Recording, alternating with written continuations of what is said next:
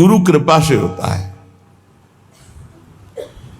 ना भोगने से शांति मिलती है और ना त्यागने से ही पूर्ण शांति मिलती है। भूत के लड्डू हैं। त्याग शब्द पर ध्यान देना, हम वैराग्य या उपरति नहीं कह रहे।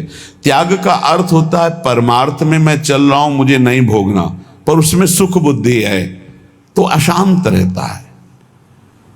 तन त्यागे और मन गही रहे, दोनों ही दुख होए। अब अगर भोगे तो ये भूत के लड्डू है नहीं, उसमें सुख है नहीं। बार बार बार बार भोगते हुए पूरा जीवन चला जाता है। वो कामाग्नि और प्रज्वलित होती रहती, वासना और प्रज्वलित होती रहती। अगर कहीं वो भगवत मार्ग में गुरु का वर्ण करके चलने की कोशिश करे तो ये आकर बाधा खड़े कर देते हैं।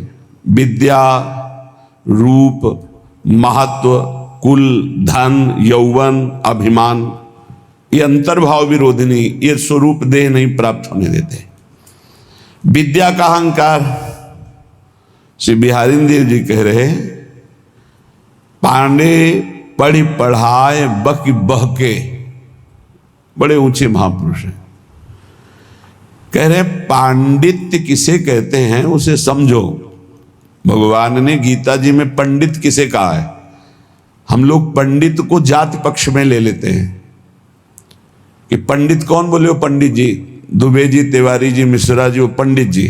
और भगवान पंडित किसे कह रहे हैं?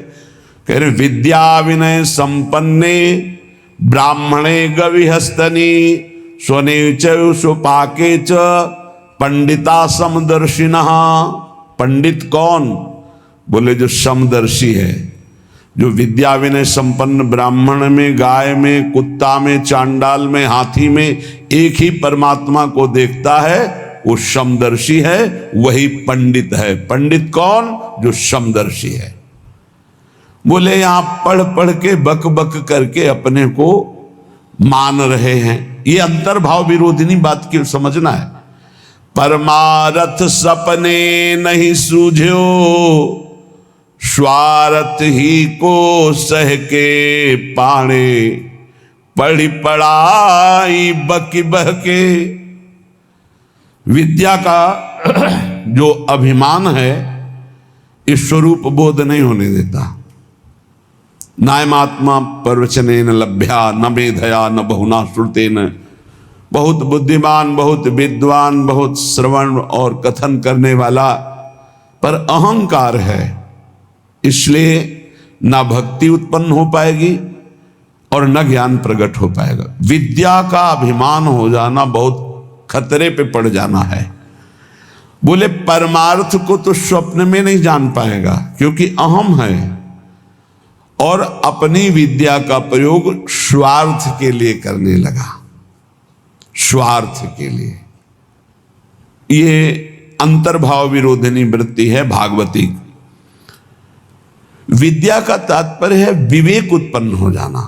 विवेक का फल है संसार से राग त्याग कर स्वरूप बोध हो जाना या भगवान में अनुराग हो जाना, प्रिया प्रीतम के नाम रूप लीला धाम में आसक्ति हो जाना। यह है विद्वता का फल। तो बोले परमारथ सपने नहीं सूझो, स्वार्थ ही को सह के पाड़े, पढ़ी पढ़ाए बकी बहके, उपजत नहीं विवेक साच बिनु, झूठे ही लालच लहके। सत्य का परिचय नहीं मिला। जैसे कल चर्चा में कहा था कि परमार्थ का ककहरा नहीं आता है, और परमार्थ की व्याख्या की जाती। ककहरा का तात्पर्य होता है प्रारंभ से ही संयम और नियम को धारण करना। आप 10 संयम नियम सुने होंगे सत्संग में, कहीं कुछ नहीं। जब जैसे जो मनावे सो करो, जो मनावे सो बोलो। कोई सिद्धांत, कोई दिनचर्या, कोई महापुरुष का शासन नहीं स्वीकृत है।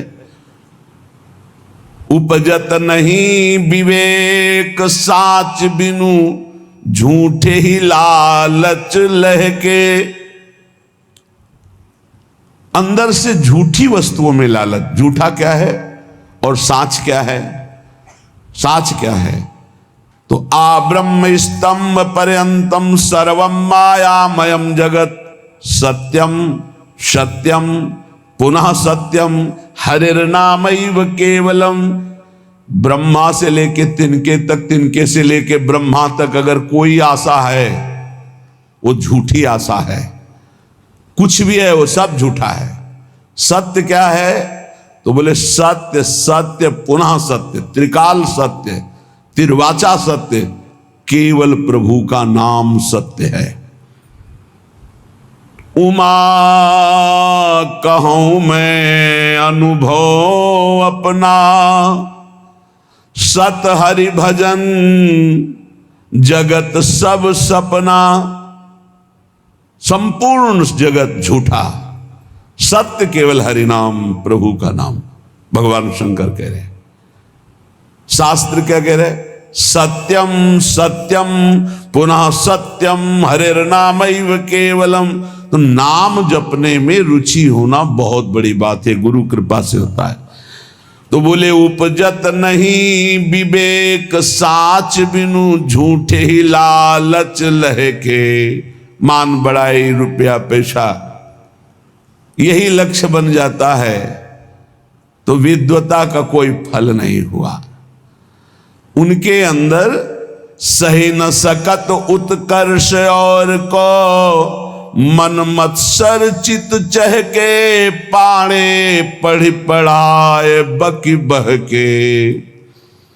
अगर दूसरा कोई भागवतिक उन्नति को प्राप्त हो रहा है तो उसकी निंदा करते, मत्सरता ईर्ष्या उनके अंदर आ जाती, उसकी अवहेलना करते, उसका निरादर करते, क्योंकि परमार्थ का ज्ञान नहीं है।